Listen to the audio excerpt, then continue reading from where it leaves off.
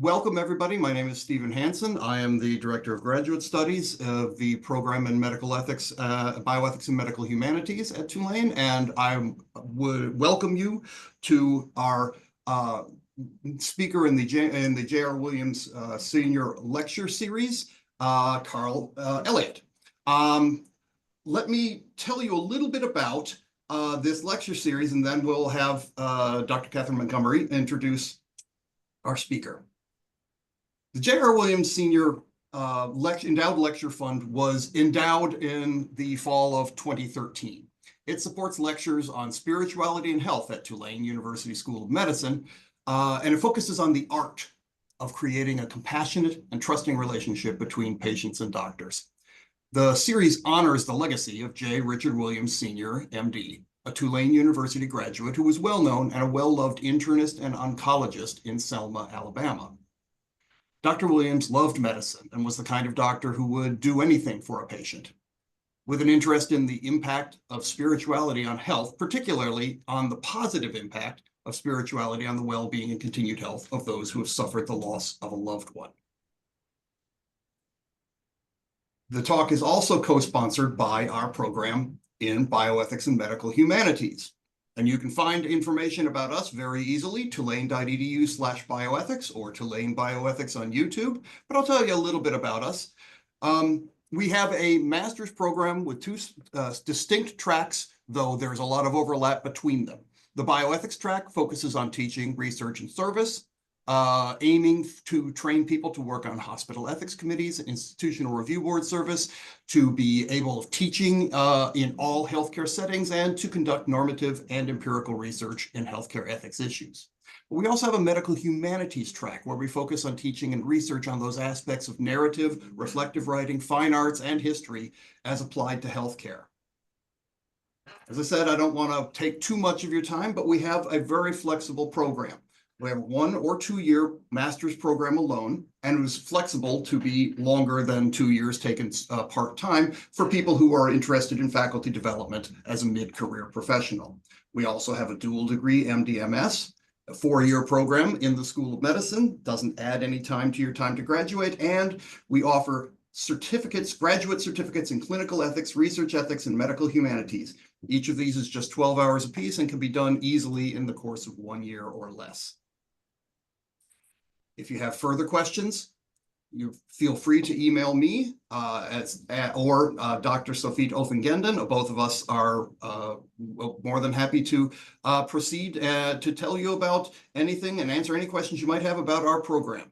Now I would like to proceed to the real reason you're all here, and I will turn the microphone over to Dr. Catherine Montgomery. Thanks, Stephen. It's a treat to be able to introduce Carl Elliot. Professor Elliot and I have known each other for 30 years at least, a little more, I think. Ever since when he was at the University of Chicago as an ethics fellow, he came to Northwestern and, believe it or not, volunteered to be a discussion leader in the medical ethics class we had. He got the best reviews ever. Since then, he's written several books about ethical problems in medicine, notably Better Than Well and White Coat, Black Hat. And he's engaged in a few serious, satirical, sometimes scholarly pranks. My favorite has to do with the Big Fish Auto Sales Company. His favorite is the Institute of Nixon Studies, of which, thanks to a poster that his daughter Martha made some years ago, he is the president and CEO. While he was working on his whistleblowing investigations, he had a Guggenheim, an NEH. He's had grants from the NIH. I forget whether that was during that time or not, but he spent a good while researching and thinking about the the motives and the consequences of being a whistleblower, something that he knows about personally. He gave this project the best title in the world that I've ever know of. It was called Lonesome Whistle. But it turns out that Norton publishers don't seem to have any. I mean, all the people who are in a decision-making position seem to be too young to understand about steam trains and whistles, and probably maybe they didn't. They're not from the South, let's just say. Um, so it wasn't named that.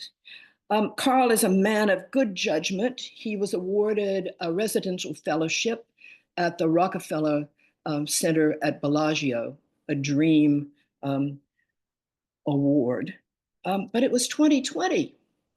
So instead of going to Italy and basking in the good weather in Italy, he came to New Orleans because of the pandemic, where he ate a lot of consoling gumbo and bread pudding and things like that, and was the food purveyor for a legendary back porch Thanksgiving dinner while he and his wife Ina were here.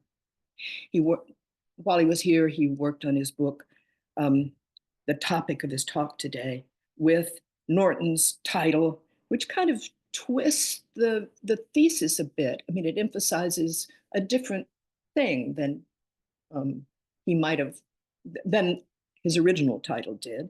It's called The Occasional Human Sacrifice, Medical Experimentation and the Price of Saying No. Professor Elliot? All right. Thank you. Hit the highlights. Left out Union Pier, but Oh, that's all well. right. Yeah, I did. I wrote a good chunk of this book down in New Orleans during the pandemic. Let me try to share my screen with you. And let me know if that works. Yes. Got it. That is working. All right. So this is a talk and this is a book about whistleblowers and their stories. And by whistleblowers, I have in mind people who expose the crimes or the sins of their own group, their own organization, their own institution. And if you're anything like me, or at least the version of me that existed 15 years ago or so, you probably think you know how whistleblower stories go because you've read them in books and you've seen all the Hollywood movies. They're what Kurt Vonnegut used to call man in a hole stories. Let me see if I can get this to work. Aha. I am at the end of my talk rather than the beginning. So hold on, which look exactly the same. So I'm going to have to pause here a second and see if I can figure out how to make this work.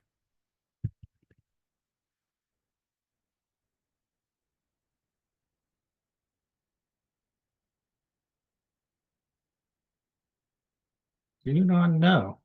Hold on.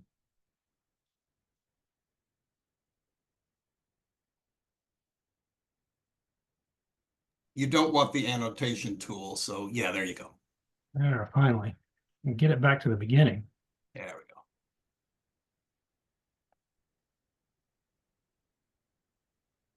go. All right, the man in the hole stories. So these are Kurt Vonnegut actually used to plot this out on a graph. So you can see the hole. The line goes straight, takes a little dip, turns to the baseline again. People love this story, Vonnegut used to say that, you know, they never get tired of this story. And the reason they never get tired of this story is because it has such a reassuring message, right? Job survives his ordeals and God rewards him for being so faithful. Dorothy defeats the wicked witch, finds her way back to Kansas. Whistleblower exposes the truth, brings down the corrupt organization. So the man gets out of the hole. But there's something missing in this account. And what's missing is what it's like to be in the hole. Because when you're in the hole, your thoughts turn inward and the world outside fades away. Down in the hole, all you can think about is yourself and mainly how to get out of the hole. In fact, you might have not even be sure that it's a hole that you're in. Could be a cave, could be the trunk of a car, could be a coffin, could be the crawl space under John Wayne Gacy's porch steps. All you know is that you're thrashing around in the dark. So this is not a book about me, but it is framed by my own experience here at the University of Minnesota, where I spent roughly 7 years, I'm guessing, trying to get an external investigation of the suicide of a young man named Dan Markingson in a research study conducted by our Department of Psychiatry. So this is a picture of Dan and his mother, Mary. Dan, just a brief version of this, Dan was psychotic, he was delusional, he was under a civil commitment order in 2003 when he was recruited from a locked unit at our teaching hospital into a study of antipsychotic drugs over the objections of his mother, Mary, who was his only family member. She didn't want him in the study. He was incompetent to consent. He was threatening people, including her. He was under a stay of commitment order that directed him to obey the recommendations of the psychiatrist who wanted him in the study. She objected, but she was told, look, he's an adult. He signed the consent form. He's in the study.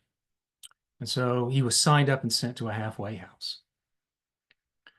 Mary spent the next 4 months trying to get him out of that study. She called, she emailed, she went to the department, she wrote letters to the chair warning again and again that he was getting worse and that she was worried. In April of 2004, she left a voice message for the study coordinator saying, does he have to kill himself or kill somebody else before anybody will do anything? 3 weeks after that, Dan nearly decapitated himself with a box cutter. And his body was found in the bathroom of that halfway house, along with a note that said, I went through this experience smiling. So I spent about 6 years digging into this story and trying to get it investigated. I wrote about it for Mother Jones Magazine in 2010, spent another 5 years filing complaints to regulatory bodies, writing editorials about it, lobbying politicians, organizing protests, petitions, vigils on campus, all of it with absolutely zero success. This did not make me a terribly popular figure in the medical school, even less popular in the bioethics center. But finally, with the help of Arne Carlson, a former governor, we managed to get an investigation by the Office of the Legislative Auditor, which is a state watchdog agency here in Minnesota. And when that came back in March 2015, kind of felt like a vindication. So it found coercion, conflicts of interest, all the things that I think most reasonable people could see from the start. And if this had been a movie, that's where the credits would have started to roll. But here's the thing. Turns out vindication isn't really the same thing as getting out of the hole. It's more like crawling out of a ditch in the middle of the desert. I would say, if anything, being vindicated made my colleagues hate me even more. And honestly, didn't really change anything here in Minnesota. There was no official apology. There was no compensation for Mary Weiss. There was no sanctions for the researchers, no real reform. And now, 10 years later, the whole episode has almost been completely forgotten, except, of course, for those of us who were in the hole. So a while back, mainly as a way of trying to figure out how things might have gone better, I started teaching a class on medical research scandals. Deeply demoralizing class, all scandals, only scandals, 2 a week for a whole semester. We start with the classics, Tuskegee, Willowbrook, move up to present day abuses like Paolo Macchiarini's trachea implants in Sweden, the forced ketamine trials here in Minneapolis that came out in 2018, So what I wanted to do was to put a lot of these scandals side by side so that we could compare them and see if any patterns emerged. In other words, I wanted to know, is my institution uniquely bad, or do other institutions more or less behave in the same way? And what I found was that my experience was actually pretty typical. Research institutions never do the right thing, at least not unless they're forced to. They deny wrongdoing, they stonewall the press, they protect their own faculty, they rarely apologize, and basically do whatever they can to avoid compensating the victims or their families. And the whistleblowers are ostracized, fired, sued, and in at least one case that I looked at, reported to the police. The other thing I found from teaching that course is that whistleblowers are pretty rare. In most cases, you got doctors, you've got nurses who know that patients are being harmed, who know they're being lied to and exploited, often for years, but they don't say anything at all about it. They just stay quiet. So I started to wonder about the handful of people who did step out of line and speak out. What made them different? And how did they explain why they did what they did and what happened to them after they did it? And so here are the cases that I picked, and went out and talked to these folks, spent time with them, and then tried to give a voice to their stories. I would like to be able to say that the stories have happy endings, but that would not be true. They generally don't. It's a pretty rare whistleblower who doesn't have a lot of ambivalence about what they've been through. And a lot of them come away deeply scarred, even when the whistleblowing succeeds. And those scars mark them for the rest of their lives. Even if they're not fired, even if they're not financially ruined, even if they win, because the world doesn't look the same to them anymore. So why do they do it? Well, when I first started talking to whistleblowers, I thought there was a simple way to find out why they blew the whistle, and that would be just to ask them, why did you blow the whistle? But turns out when you do that, the answers are not exactly straightforward. I mean, in general, they do not give you a moral argument. They don't appeal to foundational principles. They don't cite legal statutes. They don't generally quote the Bible. They don't talk about the Hippocratic Oath. What they do is say things like, well, if I kept quiet, what would I say to my children? Or how could I say nothing and look at myself in the mirror every morning? So the answer to the question with these sort of non-answers. And let me give you an example. And since we are here at the Institute for Nixon Studies, this example leads back to Nixon, the dark, sweaty man who haunted my childhood. So if, like me, you're old enough to remember the Senate Watergate hearings in the summer of 1973, there is one moment that's probably seared into your brain, and it's this one. It's the moment where Alex Butterfield, White House aide, tells the Senate Watergate Committee that Nixon installed a secret taping system in the Oval Office.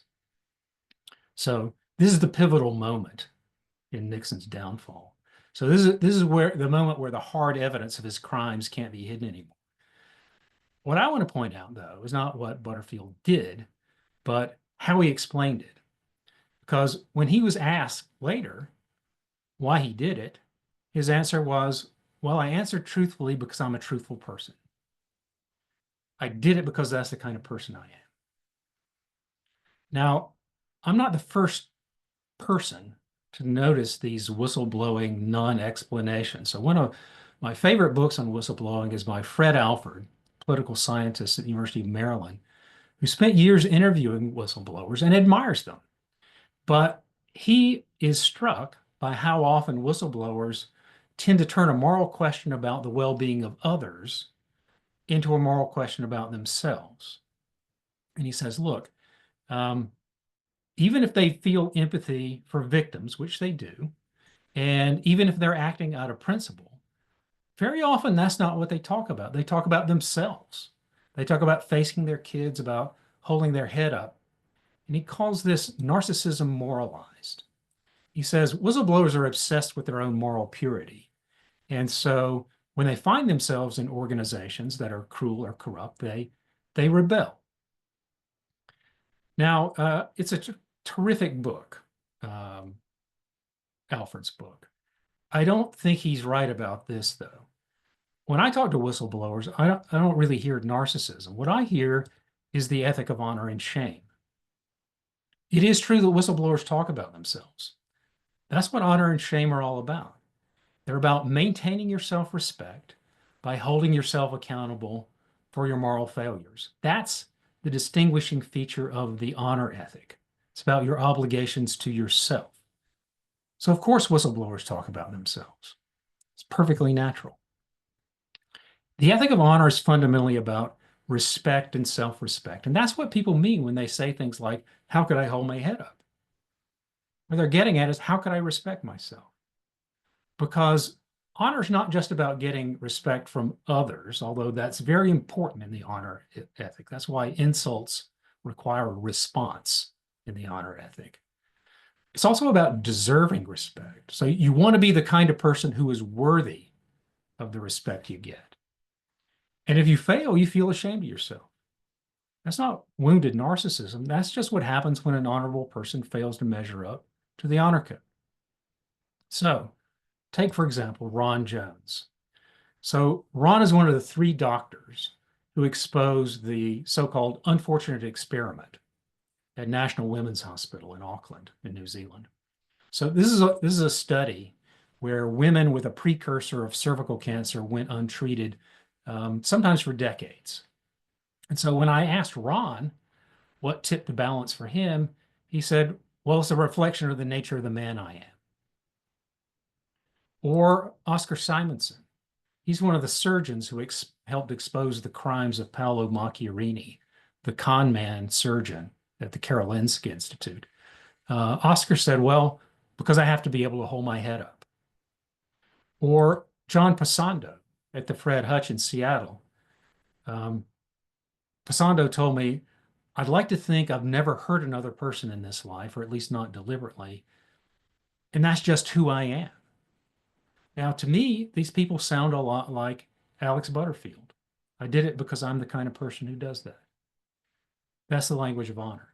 Now, I have to say, whenever I mention the word honor, I feel like I need to step back and explain a little, because it does feel like a word from another era and not necessarily a good era. And when you hear it, you might be thinking honor killings. You might be thinking the military. You might be thinking Vito Corleone, because there is a serious downside to the honor ethic, and the downside is violence. So I want to make it clear I'm not endorsing the content of the honor ethic. I see my job as interpretive. I'm trying to make a diagnosis to answer the question, what are people trying to say when they say things like, how could I hold my head up? Sometimes when I talk about honor, people will say, or someone in the audience will say, you know, all this honor talk makes me really uncomfortable. I'd much rather you talk about professional ethics instead, which I would gladly do if anybody ever mentioned professional ethics to me, which they don't. What they talk about is looking at themselves in the mirror and being true to their values. If it makes you feel better, just substitute the word integrity whenever I say honor. It's very similar. The reason I use honor is because in the honor ethic, it's important not just to do the right thing, but also to be seen to be doing the right thing. Because there's public aspect to the honor ethic that you don't quite see in the notion of integrity.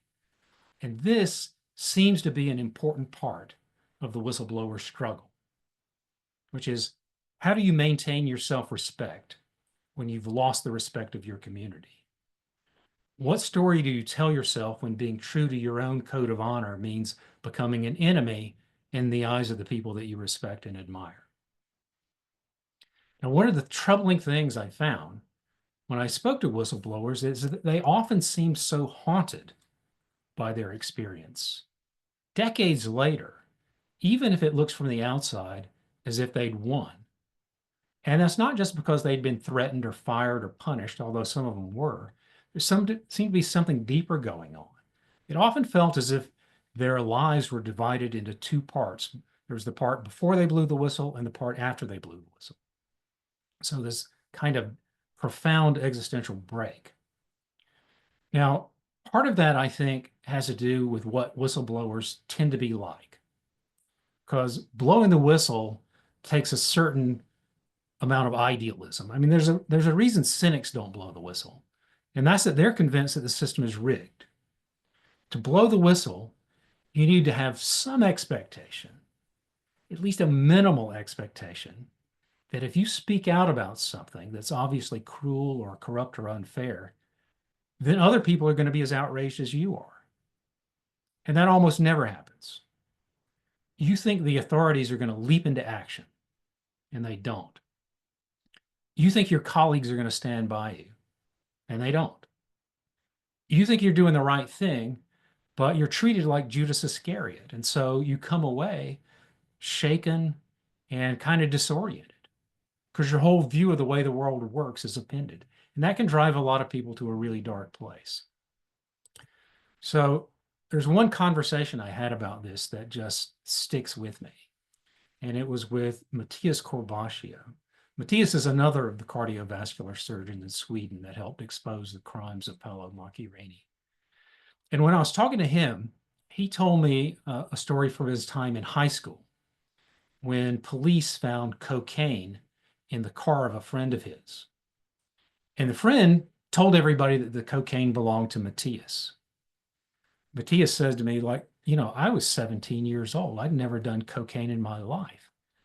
But that feeling of being wrongly accused stuck with him. He said, blowing the whistle on Macchiarini felt like that. It's not just that the real offenders get off, it's that you are seen with such contempt. All your illusions that there's some kind of justice in the world get shattered. So this is a thread that runs through a lot of these stories, a kind of story of innocence and experience, right? I thought the world made sense. I thought the arc of the moral universe bent toward justice. Now I understand that's not true. Scales have fallen from my eyes. That story might sound like crushed idealism, but sometimes it comes closer to a complete loss of meaning. I mean, imagine a character in a Frank Capra movie who suddenly finds himself in a film noir, In Frank Capra's world, the world of Mr. Smith Goes to Washington, Mr. George Bailey, and It's a Wonderful Life. In those movies, right is right, wrong is wrong. It's clear who the heroes and villains are. Right usually triumphs, but even if it doesn't, everybody knows what's at stake. In a film noir, film like Double Indemnity or The Third Man, in those movies, nothing is really what it seems. It's all shadows, confusion, blurred moral lines. Fate's random. Everybody's alone. Justice is an illusion. Forget it, Jake. It's Chinatown. That's what the world looks like after the whistle is blown. Now, back when I was working on this book, this would have been in the fall of 2019. I was in Washington, D.C., and I went to the Carnegie Institute to see the presentation of the Joe Calloway Awards for Civic Courage. Now, these are basically whistleblower awards. And one of the whistleblowers being honored was John Barnett, who had reported safety issues at Boeing and eventually got so angry and frustrated and demoralized that he left the company. And shortly after that, of course, two Boeing 737 MAX airliners crashed within 5 months of each other and killed 346 people. That night at the awards ceremony in D.C., Barnett got a standing ovation, which he absolutely deserved. What he did was heroic, and he was right. But what I remember about that night, as we all stood up and applauded, is that Barnett and the other whistleblower being honored didn't look nearly as happy as those of us in the audience. In fact, I kind of thought they looked pretty bad. And I wondered what their lives were going to be like the next day, after the ceremony was done. Well, what it was like that next day, I don't know, but 4 years later, Barnett was found dead in Charleston, South Carolina. He was being deposed in a whistleblower retaliation suit. His body was found in his pickup along with a gun, and the coroner ruled it a suicide. To be honest, that outcome shouldn't have surprised people nearly as much as it did. There was a 1993 study by Whistleblowers Australia. They found that nearly half of the whistleblowers they interviewed had considered taking their own lives. Now, I talked about this public aspect of honor, the way that it's important not just to do the right thing, but to be seen to be doing the right thing. But the thing is, when you blow the whistle, you become radioactive. You're canceled. Nobody wants to be around you. Even people who might be secretly sympathetic to you are afraid to say so because they're worried they're going to become radioactive too. And what this means is that the whistleblowers are sort of sent into exile. They're cast out of the group. They're basically cut off from the community, very often a community that's given them their sense of who they are. And they're cut off precisely because they've done what they believe honor requires them to do. This turns out to be especially important in medical research because the oversight of medical research is an honor system, right? It was set up that way intentionally. Research is not formally regulated like a business is. So there's nobody from the government standing over investigators' shoulders. There are no health and safety inspectors like you would have at a restaurant or a factory. Because we basically trust medical researchers to be honest, right? To play by the rules, to actually do what they say they're doing. And so it's like an honor code in theory. But here's the thing about honor codes. They depend on bystanders to speak out when they see abuses. And that rarely happens. Now, in the popular imagination, whistleblowers succeed, and they succeed because they have the tenacity and the backbone to speak truth to power. So if you remember Ibsen's play, Enemy of the People, it's about a whistleblower doctor, Thomas Stockman, who's trying to warn his town that the water's contaminated. And nobody believes him. In fact, they all turn on him. Even some of his own family turn on him. And the play ends with him standing with his fist in the air saying, the strongest man in the world is he who stands most alone. Well, it turns out the truth is pretty much exactly the opposite. Standing alone, that's a recipe for self-immolation. If you look at medical whistleblowers who have at least had some measure of success and survived to tell the story, what you'll often find is that it wasn't just a single whistleblower standing alone. There was a group working together. So in Auckland, the unfortunate experiment, there were three: Bill McIndoe, Jock McLean, and Ron Jones. With the Macchiarini scandal, there were four: three surgeons and a critical care doctor. In Cincinnati, with the Cincinnati radiation experiments, Martha Stevens is working with the Junior Faculty Association. And at Willowbrook, Mike Wilkins, the whistleblower, was working with a collective of activist doctors all living together under a single roof. So solidarity, it turns out, is crucial for surviving the ordeal. But that's not the only thing. Look, for example, at the famous Stanley Milgram obedience studies, right? What everybody remembers about the Milgram studies is that 65% of those subjects obeyed the orders of a man in a white coat to give what they thought could be lethal electrical shocks to a stranger. People remember that part. What they don't remember is that Milgram did follow-up studies. And those follow-up studies pointed toward a solution to this obedience problem.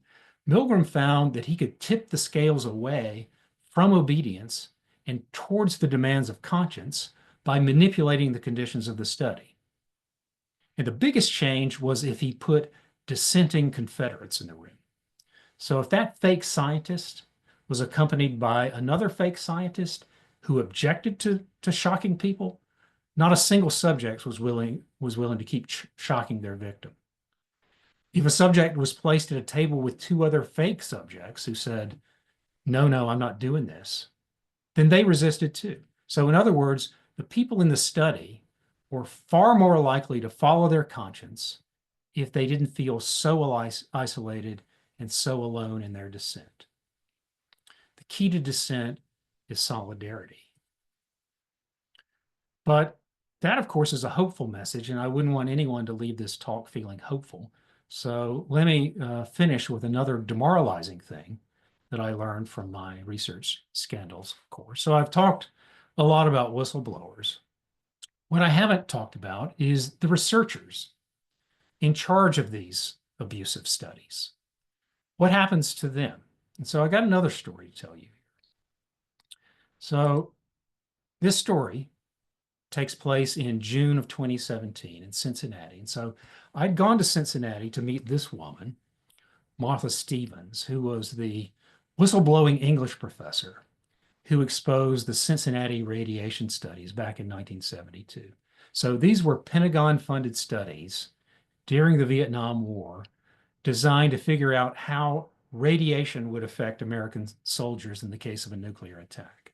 And to do that, a radiologist by the name of Eugene Sanger was subjecting poor cancer patients, 60% of them Black, to total body irradiation without telling them why, without telling them it was for the military, without telling them it might kill them. Now, I'd read that the hospital at the University of Cincinnati had been forced to put up a memorial to the victims of that study. I'd never heard of a hospital doing such a thing, so I decided I needed to see that memorial. So I went to the hospital, and when I got there, I couldn't find it. And I started asking around, but nobody there seemed to know anything about it. Never heard of the memorial, never even heard of the radiation studies. Kept trying to send me to the radiology department. They thought I was a patient. Finally, after calling around all over the hospital, somebody located a young woman from the radioisotope lab who knew what I was talking about. So this young woman, she leads me through this long series of underground tunnels down into the sub-basement till we finally get to a stairwell, walk up to the stairs, and emerge into the sunlight. And we're standing in what looks like an empty courtyard behind the parking ramp, and some kind of heating equipment. It looks like the kind of place where employees might sneak out and smoke a cigarette, but no memorial as far as I can see. And so I said, oh, where is it exactly? And she says, well, it's over there. And this is what she's pointing at. And I'm like, that looks like shrubbery to me. And she goes, oh, no, the memorial, it's behind the shrubbery. I guess it's gotten a little big. You have to slide in there between the bush and the wall, and then you can see it. And so that's what I did. I slid back there, put my back up against the wall, and there it was. Pretty small, about 2 by 2. Got a list of names in the header, In Memoriam Radiation Effects Study, 1960 to 72. It faced the wall of the hospital. So I took a picture or two to show Martha Stevens. And then the woman with me said, would you like to see the Sanger lab? And I thought, wait, there's a Sanger lab, as in Eugene Sanger, as in the man behind the atrocities. Yes, absolutely, I'd like to see the Sanger lab. And so she took me up there to see it. And there in the waiting area is this sort of little shrine to Eugene Sanger, who was the architect of those studies. And it's got photos, it's got old medical instruments, it's got honors and awards, and so on. Because this is the way things work in academic medicine. To the doctor behind the atrocities, a shrine. To the victims, a plaque hidden in the shrubbery. And to be honest, if you look at other studies, you'll see something very similar. So, for example, take John Cutler. This is a doctor who was implicated in both Tuskegee and the Guatemala syphilis studies.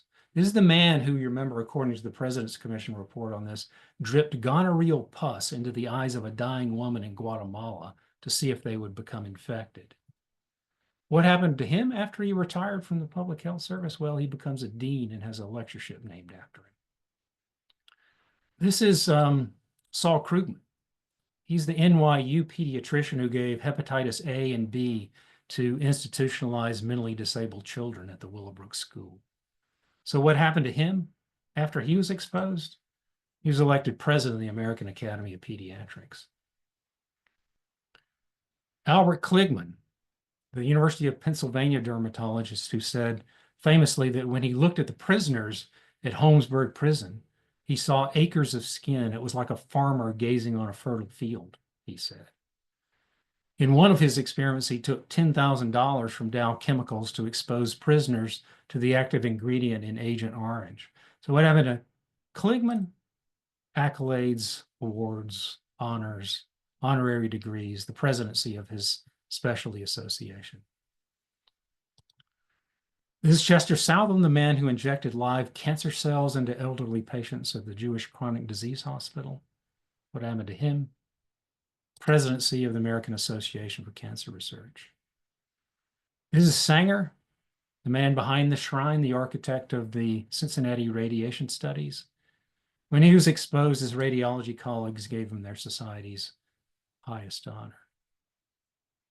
And of course, since this is a Tulane talk, I have to mention Robert Heath, the psychiatrist who worked with the CIA and accidentally killed 2 of his mentally ill subjects by giving them brain abscesses, and then famously tried to use deep brain stimulation to turn a gay person straight.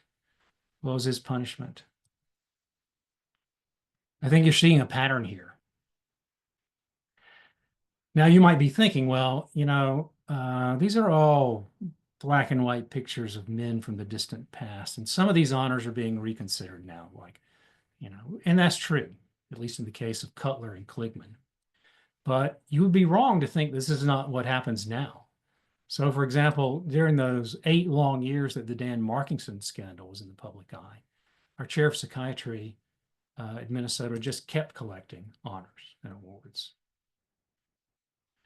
And then finally, if you're still hanging on to the hope that the moral arc of the universe bends towards justice, have a look at the bone marrow transplant scandal with the Fred Hutch in Seattle, where at least 21 people died. The whistleblower in that case, John Pasando, lost his job, never worked in cancer research again, spent the rest of his life reviewing disability claims for the government. What about the co-investigator in that study, Don Thomas? In 1990, he was awarded the Nobel Prize in Medicine. So let me just finish by turning back to the question that I started with. What does this mean for whistleblowers? Now, I think every whistleblower needs some way of making sense of what's happened to them. Everybody needs to tell themselves a story. And when it ends like that, with no justice at all, it's hard to come up with a whistleblower story that's not just terribly sad and demoralizing. It's a man in a hole story where the man never gets out of the hole. Because if you measure the value of your actions by what they achieved, the story you're going to tell yourself is that you were a chump. You were the dumb money at the table. Everybody else knew that the system was rigged. They wisely kept quiet. Only you were naive enough to throw away your career and your friends and your reputation for nothing. And that's a hard story to live with. I do think there are alternative stories to tell. And I think for some, it helps if they can think of their story as part of a bigger struggle for civil rights, for example, or disability rights or women's rights. Tuskegee, for example, the Tuskegee syphilis study, for example, or the unfortunate experiment in New Zealand and the women's movement. Now, these are struggles where the verdict is going to be rendered by history, not by your immediate success or failure. But that's a hard story to tell very often because most research scandals don't dovetail with any larger social movement. There is no social movement to get justice for the victims of research abuses. These victims are mostly invisible, and academic medical centers have a strong interest in making sure they stay invisible. Well, what else is there? Well, I do think it helps some people to tell themselves a story of honor, because what honor requires is not that you succeed, it's that you're able to respect yourself when it's over. You can look in the mirror and not feel ashamed of yourself. Maybe there are other stories to tell. I don't know. Every person's different. Every situation is different. But I think the existential challenge that most whistleblowers share is this effort of trying to come up with a story that they're able to live with. And I will end there.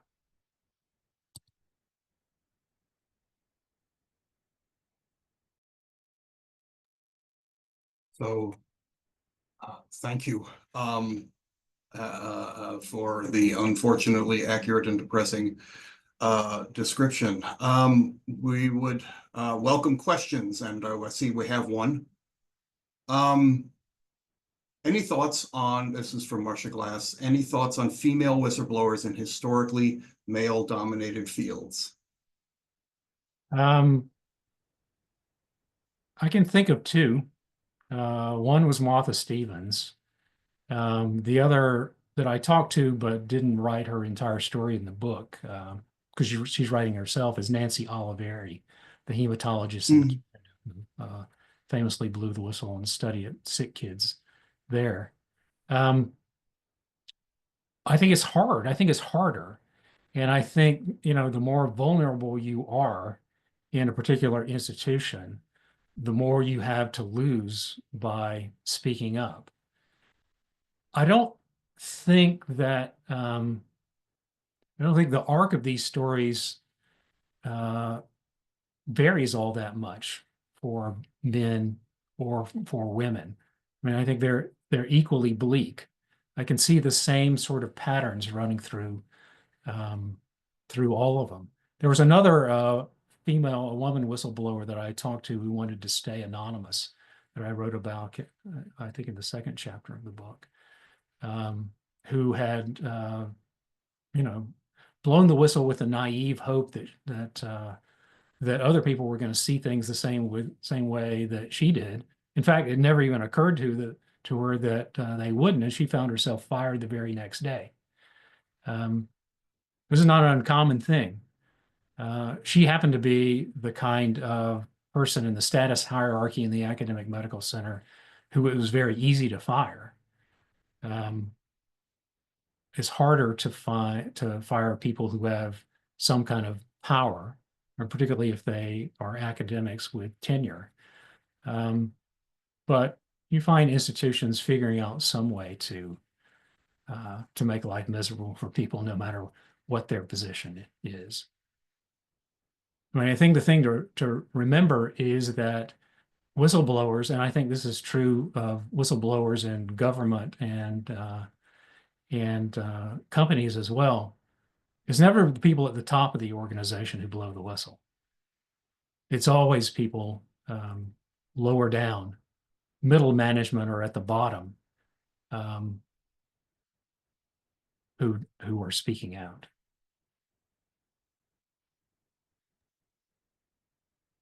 Well, I was going to follow up. You know what? There are too many questions. What is the role of cynics or skeptics in working with idealists to change the system? And a separate question: did Beecher know about Tuskegee when he wrote the famous 1966 article? Did Beecher know about Tuskegee? I honestly don't know. I've never thought to ask that question. One would assume not, since it's a fairly obviously abusive, exploitative study, and it's hard to think of a reason why he would have left it out. But I honestly don't know. Cynics and idealists. Well, so when I was working on the book, and then since I finished the book, I've talked to attorneys who specialize in whistleblower law. And what they tell me is that if whistleblowers are canny enough, wise enough, prudent enough to consult with them before they blow the whistle, what they will tell them is don't do it.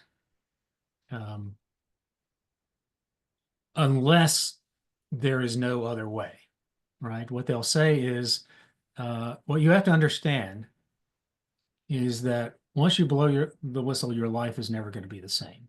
And you have to be prepared for that. If there is any way to accomplish what you're trying to accomplish, to expose the wrongdoing without outing yourself, doing it anonymously, I think technically this would be called leaking rather than blowing the whistle. Do that instead. Give us the documents, give us the tapes, give us whatever you can and let us do it for you. Now, I think that's good advice, but it's also advice that the whistleblowers, at least that I talk to, would generally say that, that wasn't really an option for me, because as soon as this thing became public, there would be, everybody would know it was me. I'd already been pushing back against this for so long that my identity would have been clear to everybody inside the institution. What I would say, I mean, the two sort of very practical pieces of advice that I want to leave people with is, one, you may think you don't need a lawyer. You do. And to be honest, at the point at which I consulted a lawyer, again, which I didn't think I needed, because I thought I was protected in different ways. But at the point I consulted a lawyer, I felt so much better afterwards, that I would have paid anything for that, to be honest. There's one whistleblower attorney said to me, the weird thing is that even when I tell whistleblowers your life is about to change and it's going to become horrible, and it's too late to turn back, they often appreciate that. She said, she compared it to giving it somebody with a terminal illness, their prognosis. It's like there's something helpful about knowing what you're up against and what the odds are, and what, sort of placing your particular story in this larger story that can be told to you by an expert, that tends to make people feel better, even if the news is bad. That's one thing I would say. But the other thing I would say is that I cannot overstate the importance of not trying to do this by yourself. Very often in these sort of whistleblower stories, there's someone who becomes the public face of dissent. And that was sort of my situation at the University of Minnesota. But it wasn't the case that I was the only one at the University of Minnesota pushing back. I mean, there was Lee Turner in the Bioethics Center, and there was Nikki Jerry at Fairview Hospital, a nurse at Fairview Hospital. And then, of course, we had the astonishing good luck of making an ally of a former governor. I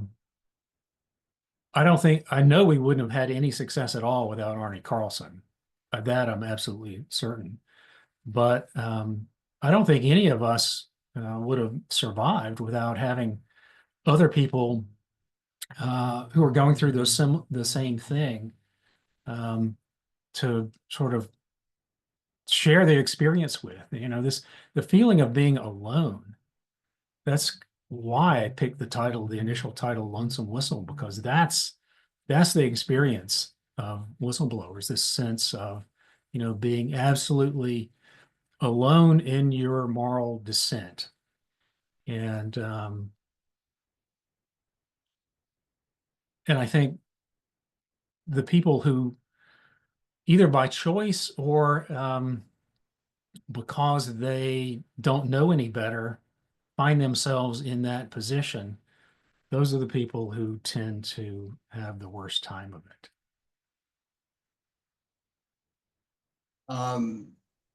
The Beecher question has had some follow-up. Maggie Cernick says Beecher has said he did not.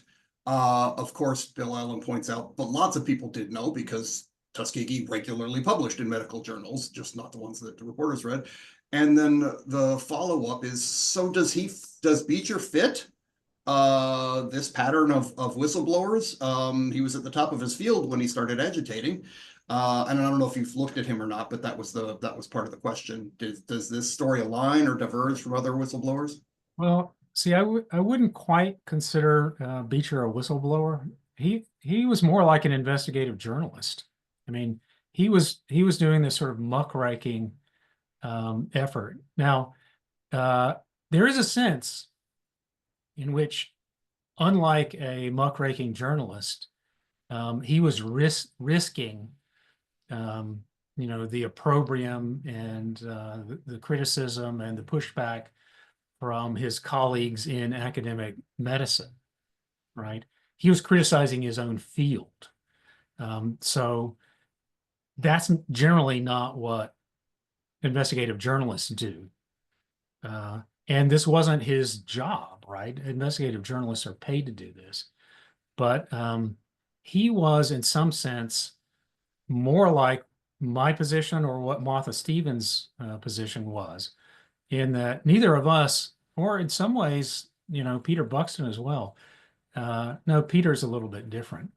None of us, neither Martha nor I, had firsthand experience of the things that were happening in, research wise. Martha was in the Department of English. I was in a bioethics center. But both of us kind of chose to go after it and turn it into a cause. I think the reason that I kind of felt so much common cause with whistleblowers is that I was, in a lot of ways treated like a whistleblower was. I might have thought of myself as a journalist or an activist, but it was my institution, and I did work in the academic medical center. Gosh, so many questions. We are at 1 p.m. and I know that that's when we sort of officially said we would be done. If you're willing to stick around and answer some questions, willing and able to stick around and answer some questions, there are still plenty here. Sure. Okay, let me carry on. Gosh, so many. So, oh, well, maybe this is it. Did you ask any of the whistleblowers if they would do it all over again? This came up with most of them, and it's a hard question to answer because it requires a kind of a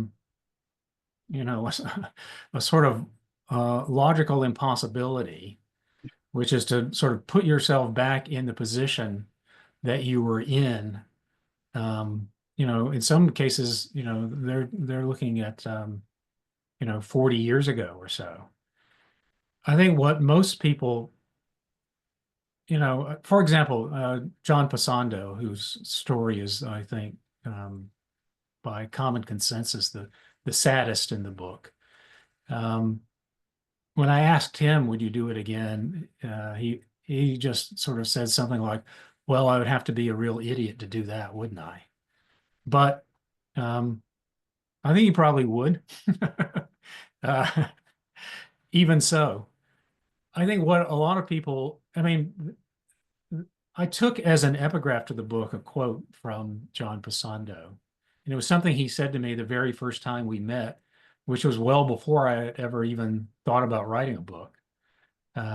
He said, every whistleblower is an amateur playing against professionals. Yeah. This is this innocence and experience story. Everybody looks back and thinks, oh God, I was so naive. What was I actually thinking? And a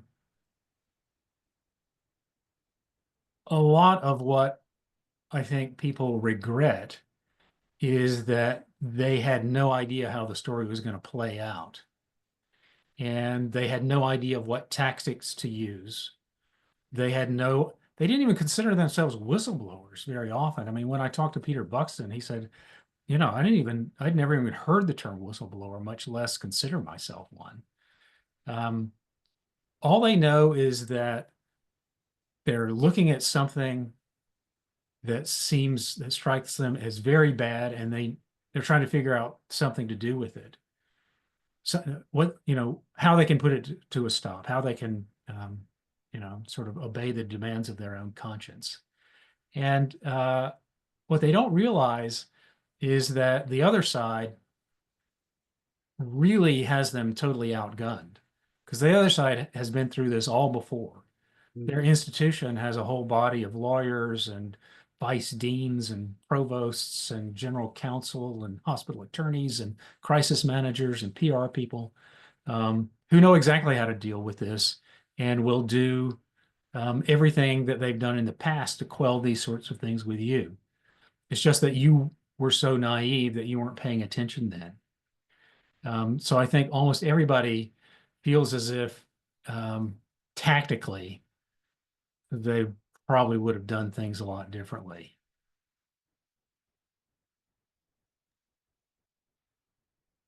I guess, do you have suggestions then for how things might be, how somebody might do this better? I mean, you're still going to be David against Goliath, I suppose, but I mean, so get an attorney. No, get an attorney. Don't do it alone. What else might be suggestions for doing it better? You know, if they're,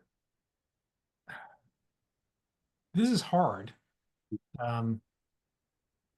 because in general, most whistleblowers do not think of themselves as activists, organizers, anything like that.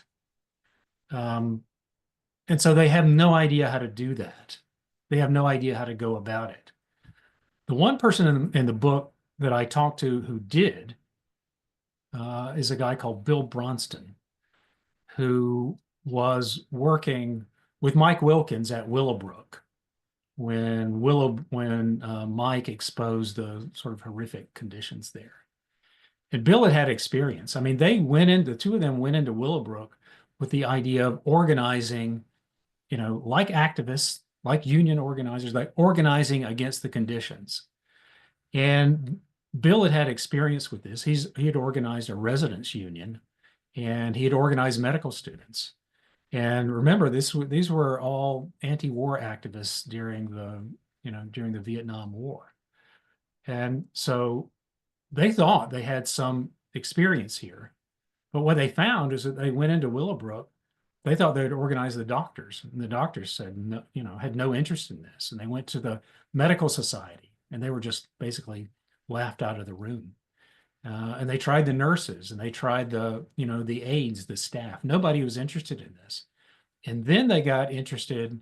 They had the great idea, let's start talking to parents, because what the two of them knew is that the parents were unaware of how horrific conditions were on the wards.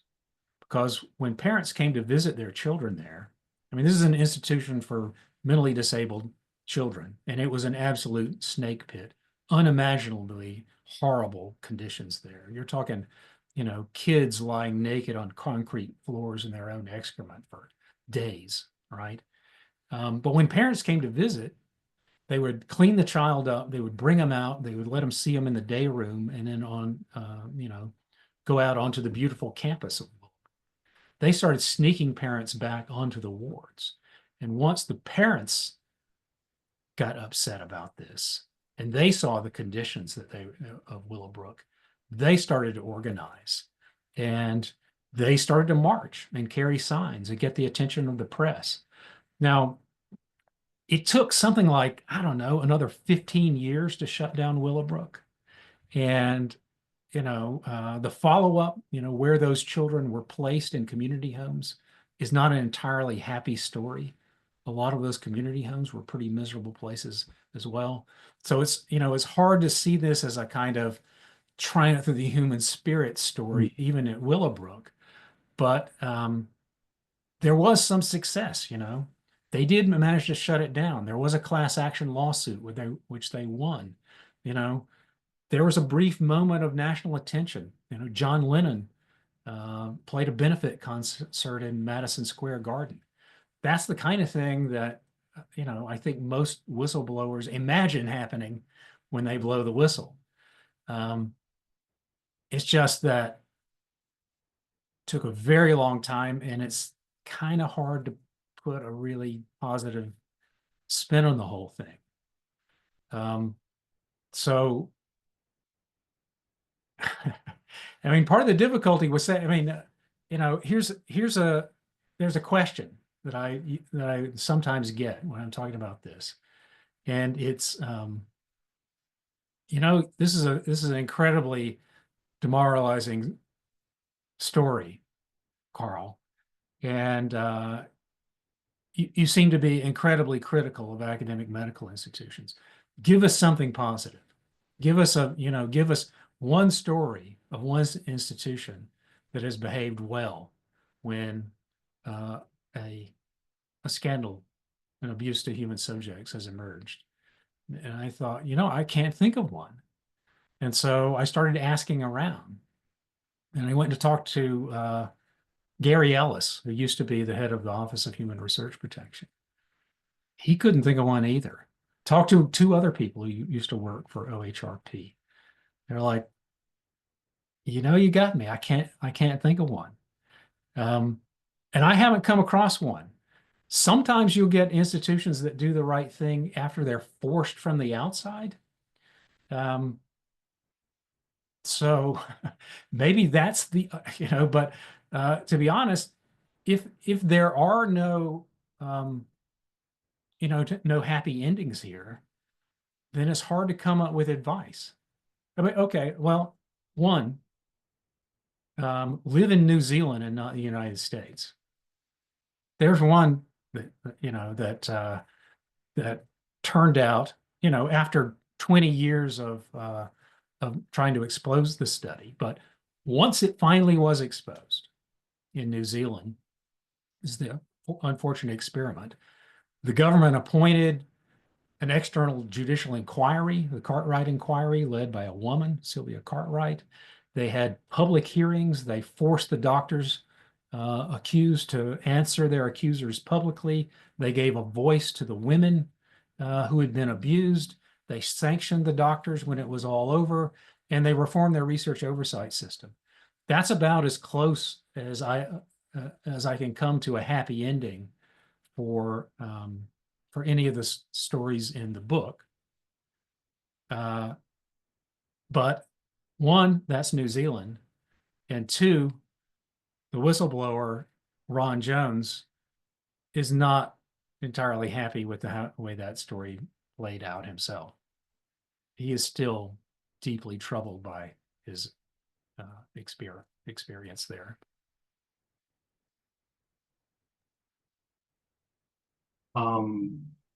Yeah, so let me try to combine a couple of questions. Did you notice any common personality traits either in the whistleblowers or in the people who weren't whistleblowers?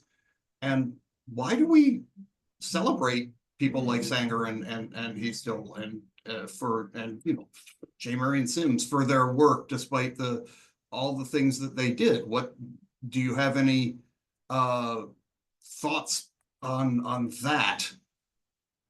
Yeah, I can only combine two. I'm not the person to ask why academic medicine celebrates the heroes. It's the villains. I mean, I have some very cynical thoughts on that, but I probably shouldn't say them publicly. What was the earlier part of the question? Yeah, but I'm sorry. well, do you see any personality traits in common in the whistleblowers or in the or yeah, okay. Well, so this is something that social scientists have been interested in. And social scientists will go into, usually this is not academic medical institutions, but, you know, government bodies, corporations, where corruption has happened. And looked at the people who've blown the whistle, asked the people who haven't blown the whistle, why did they do it? And given people personality tests, you know, try to figure out, there's a Phil Zimbardo, the famous social psychologist at Stanford, was part of one of these studies. And in general, I do not find those efforts successful. Sometimes the personality characteristics are just, they can't see anything at all. Sometimes they'll try to pull out something that they might find statistically significant. It doesn't really seem convincing to me. I didn't really see, in the people that I talked to, I didn't really see anything that they shared other than they were all kind of deeply morally committed to what they were doing. I mean, I think there is this worry for people who look at whistleblower stories from the outside. They sort of wonder, is this person, are they some kind of crank? Have they got do they have an axe to grind? They have some sort of mental health problem? Are they difficult people in general? And I've got to say, of the people that I talked to, I found nothing at all like that. I mean, maybe that's just the way I am. Maybe we're all difficult cranks. And, that's why I didn't see it. But I found every person I talked to admirable and easy to talk to and very morally committed. The one thing that I will say, and this could be an artifact, one thing I will say is that they tended to be a very tenacious group. I mean, you got to look at somebody like, Ron Jones, for example, or John Pasando. I mean, these are people who just refuse to give up after, 10, 15 years of doing this. Peter Buxton, I mean, the guy, he worked 7 years trying to get this study exposed. And Martha Stevens went through her experience twice. She was part of exposing it in 1972, and then she was part of, when it got renewed attention in the 1990s, she was part of she was rounding up the families of victims and putting them in touch with lawyers. There's got to be some kind of willingness to, I don't know, unwillingness to forgive and forget that's going on there. Maybe it's grudge holding. Now, as soon as I say that, I've got to say, this is not a scientific sample, right? There may be bias in the people that I'm talking to because, obviously I'm not talking to every whistleblower. I'm not talking, to the whistleblowers who spoke out and who I've never heard of. The people whose names at least become well known enough for me to know about the cases are those who've had a little bit of success. And maybe it's the case that I'm seeing the tenacity in people who just refuse to give up until they had that kind of success, and not a characteristic of whistleblowers as a whole.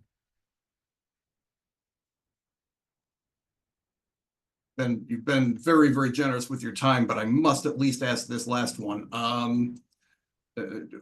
Does the Henrietta Lacks case fit into this same pattern, or how do you see that as an example of? Is this an example of what you're describing? Again, it's similar, but as far as I know, there was no whistleblower there.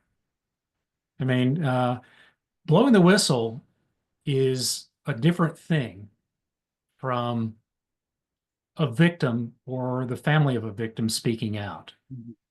That's admirable too. Standing up for yourself is, often requires tremendous risks of the same sort that whistleblowers face. but it's not really the same thing. Whistleblowers are the people who have nothing to gain at all and who speak out on behalf of others, not on behalf of themselves. So I would put it in the same, you know, I don't know, species, genus.